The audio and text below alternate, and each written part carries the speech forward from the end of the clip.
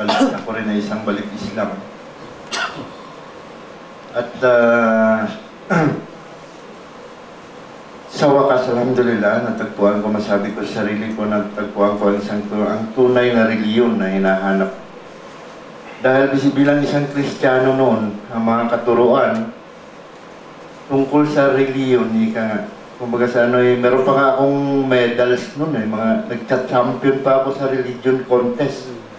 Pero, sa puso ko, pwede kong i-argue yung mga katuruan na yun. Ibig sabihin, sa puso ko, ibig sabihin, hindi definite na dumating sa akin na yun ay tama. Dahil sa pakiramdam ko, maraming mali.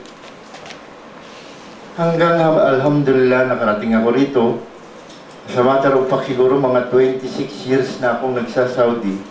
Pero in all those past years, wala man lang nagdawa sa akin tungkol sa Islam. O wala man lang ako nabasa na babasahin o aklat na kumbaga sa nag-convince sa akin na this is the true religion of Allah subhanahu wa ta'ala.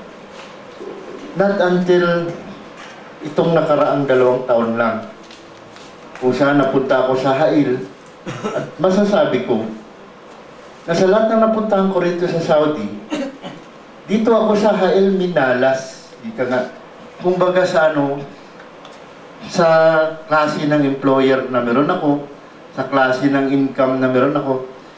I mean, in all those years na pagtatrabaho ko sa Saudi Arabia, bago ako pumunta na Hail, doon, masasabi ko na magaganda ang employers ko, maganda ang income ko, pero hindi ko natagpuan ng Islam.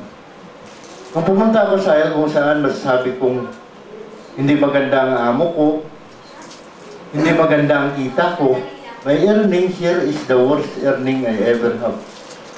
Sa 26 years na pagsasaudi ko. Pero, alhamdulillah, dito natagpuan ko ang Islam. Yan ang maisishare ko sa inyo.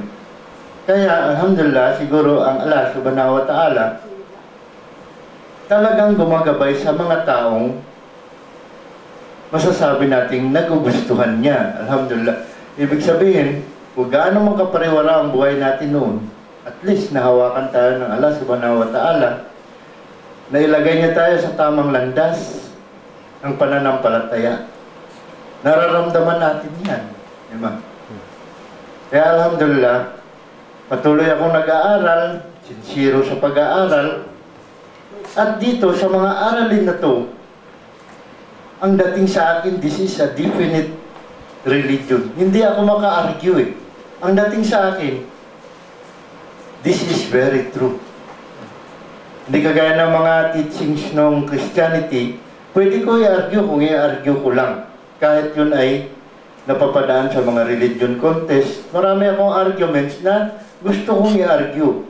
Pero sa principles ng Islam, especially Tawhid, and those who are forbidden and those who are allowed, I cannot argue it.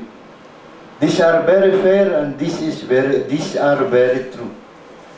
So alhamdulillah, patuloy ako, kasama kayo, nag-aaral tayo ng Islam.